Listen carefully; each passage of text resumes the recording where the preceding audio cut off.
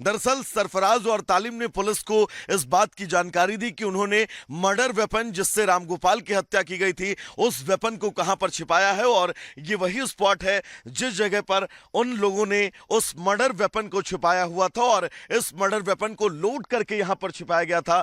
जब पुलिस के साथ तालिम और सरफराज यहां पर पहुंचते हैं, वो मौका पाकर पुलिस पर फायर करते हैं और इस जंगलों में भागकर यहां से सीधा नेपाल जाने की फिराक में थे, लेकिन पुलिस से मुठभेड़ होती है और उस मुठभेड़ में सरफराज और तामिल के पैर में गोली लगती है। जिसके बाद हमने आपको एक तस्वीर भी दिखाई दी कि कैसे यहां से तामिल और सरफराज को सबसे पहले नानपारा के सीएससी ले जाया जाता है और वहां से बहराइच जिला अस्पताल रेफर कर दिया जाता है। ये वही स्पॉट है जिस जगह की तस्वीर भी हमने आपको दिखाई थी कि कैसे सरफराज और तालिम जो है वो पुलिस के सामने गिड़गिड़ा रहे थे, अपने गुनाहों की माफी जो है वो पुलिस से मांगते हुए नजर आ रहे थे। ये जगह सुरक्षित क्यों है? दरअसल इस जगह से नेपाल की सीमा जो है वो बहुत नजदीक है और यही वजह है कि तामिल और सरफराज ने रामगोपाल के हत्याकांड में जिस वेपन का इस्तेमाल किया था उस वेपन को यहीं पर लोड करके छिपाया हुआ था कि जब वो पुलिस के साथ यहां पर पहुंचेंगे, पुलिस पर फायर करके वो इन जंगलों के रास्ते ही यहां से सीधा नेपाल निकल जाएंगे। इस पूरी कोशिश में ये दोनों हत्यारोपी थे, लेकिन पुलिस ने तत्परता दिखाते हुए इन दोनों लोगों को पहले गोली मारी और पैर में गोली लगी। घायल अवस्था में इन लोगों को अस्पताल ले जाया गया, जहां पर अभी भी सरफराज और तामिल का इलाज चल रहा है। एक बड़ा अपडेट आपको यह भी दे दें कि इस पूरे मामले में 6 नामजद आरोपी जो नामजद आरोपी थे उन सभी लोगों की गिरफ्तारी हो गई है और अब आगे कार्रवाई जो है वो जारी है। और इसी खबर पर जानकारी देने के लिए वैभव हमारे साथ जुड़ गए हैं ग्राउंड जीरो से। वैभव, आप ग्राउंड पर मौजूद है, तस्वीरें आप लगातार देख रहे हैं किस तरीके से एनकाउंटर के बाद गिरफ्तारी हुई। अपडेट तो दीजिएगा ही, हालात क्या है और यहाँ पर जो अभिभावक है, जो परिजन है, वो क्या कुछ कह रहे हैं?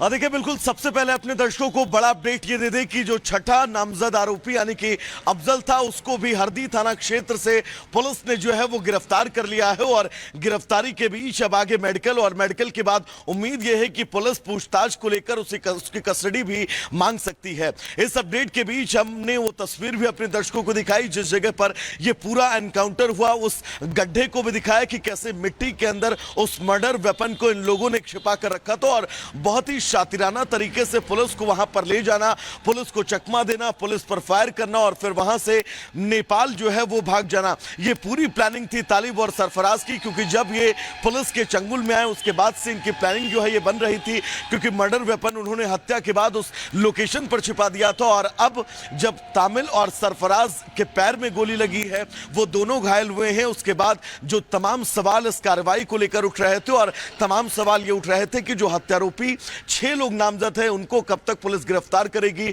तो 6 नामजद आरोपी उनकी गिरफ्तारी हो चुकी है। कल 5 लोगों को कल तक गिरफ्तार किया गया था, आज अफजल नाम के छठे आरोपी को भी पुलिस ने गिरफ्तार कर लिया है। एक अपडेट और भी हम आपको देंगे। चलिए वैभव बने रहिएगा, अपडेट आपसे लेते रहेंगे, लेकिन इसी बीच एक बड़ी खबर है, इसी घटना से जुड़ी है। बहराइच हिंसा को लेकर बहुत बड़ी अपडेट आपको हम दे रहे हैं, बहुत बड़ी अपडेट बहराइच हिंसा को लेकर। आरोपियों के घरों पर बुलडोजर अब चलाने की तैयारी है। प्रशासन ने की अवैध निर्माण की पहचान और हिंसा के मुख्य आरोपी के अवैध निर्माण का सर्वे किया जा रहा है, क्योंकि 30 से ज्यादा ऐसे इनके अवैध निर्माण हैं जहां पर इन्होंने कब्जा कर रखा है। प्रशासन ने अवैध निर्माण की पहचान की, राजस्व और लोक निर्माण विभाग की टीम लगातार जांच पड़ताल में जुटी है। तो ये तस्वीरें आरोपियों के एनकाउंटर के दौरान की तस्वीर और जो जो अवैध निर्माण है उसको चिन्हित किया जा रहा है, पहचान की जा रही है और वहां पर बुलडोजर अब चलेगा।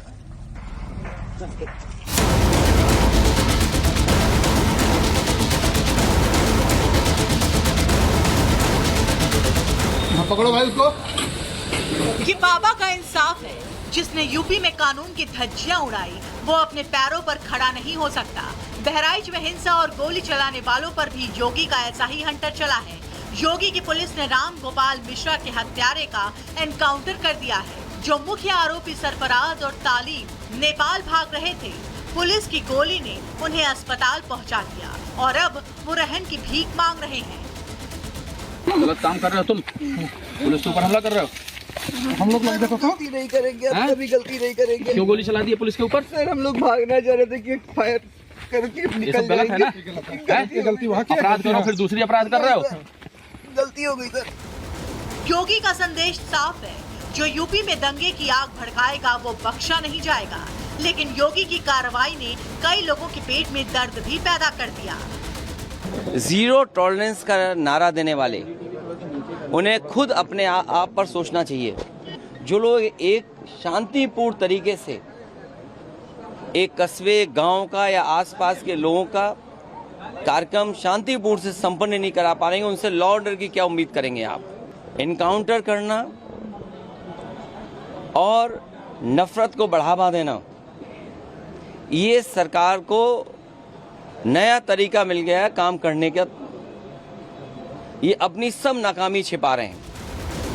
आलोचना के लिए असदुद्दीन ओवैसी ने सोशल मीडिया का सहारा लिया और लिखा कि बहराइच हिंसा के आरोपियों का पुलिस से एनकाउंटर का सच जानना मुश्किल नहीं है। योगी की ठोक देंगे नीति के बारे में सब जानते हैं। अगर पुलिस के पास इतना सबूत होता तो आरोपियों को कानूनी सजा दिलाने की कोशिश होती। लेकिन इन सब के बीच योगी सरकार अभी भी अपनी नीतियों पर मजबूती से खड़ी है। राज्य सरकार ने आरोपियों का एनकाउंटर तो किया ही, साथ ही उन पर रासुका लगाने की तैयारी भी कर ली है। घटना में इस्तेमाल हथियार भी बरामद कर लिया गया है। आगे की कार्रवाई की जा रही है। लेकिन मृतक रामगोपाल का परिवार ना जाने क्यों इस कार्रवाई से खुश नहीं दिख रहा। मृतक रामगोपाल की पत्नी ने पुलिस की कार्रवाई और एनकाउंटर पर सवाल उठाए हैं। न्याय मांग रहे हैं, जो न्याय हमें मिल नहीं रहा है। पुलिस प्रशासन हमें न्याय नहीं दिला रही है। वो लोग घूस ले लिए हैं, उन्हें पकड़े तो ज़रूर हैं, लेकिन उन्हें मारा नहीं गया है। हम लोगों को दिखा दिया गया है कि पैर पे गोली मारी गई है, लेकिन इंसाफ हमारे साथ नहीं हो रहा है। फिलहाल बहराइच में आज सुरक्षा और बढ़ा दी गई है। पुलिस इलाके में फ्लैग मार्च कर रही है, यानी किसी भी हाल में माहौल खराब ना हो, इसे लेकर पुलिस पूरी तरह मुस्तैद है। Bureau report, Republic Bharat. और देखिए, बहराइच हिंसा मामले को लेकर किए और एनकाउंटर पर यहाँ पर केंद्रीय मंत्री गिरिराज सिंह का बयान सामने आया है। सीधे तौर पर विपक्ष पर कटाक्ष किया है और प्रहार करते हुए आईना दिखाया है। क्या कुछ कहा है, सुनवा देते हैं। बहराइच पे तेजस्वी यादव की जुबान नहीं खुलेगी। बंगाल पे राहुल गांधी, तेजस्वी यादव, अखिलेश यादव, इन लोगों की जुबान नहीं खुलेगी। ये मुस्लिम वोट के लिए आज जब बहराइच की घटना हुई, एक शब्द नहीं अखिलेश यादव के जुबान से खुला, केवल मुस्लिम वोट के लिए। उनका तो डीएनए में ही हिंदू विरोधी है, क्योंकि माननीय स्वर्गीय उनके पिता मुख्यमंत्री मुलायम सिंह यादव जी ने कार सेवकों को गोली से भूंजा था और कहा था जरूरत पड़ेगा तो और भूंजूंगा। तो इसलिए उनके डीएनए में हिंदू विरोधी है। कौन सा फेल्यूर? वैसे अपराधी को तो ऐसी ही सजा मिलनी चाहिए। अखिलेश यादव भले उनको माला पहनावे। राजनीति, कला, संस्कृति का संगम, किसमें कितना है दम। राष्ट्र सर्वोपरि सम्मेलन 18 अक्टूबर सिर्फ रिपब्लिक भारत पर।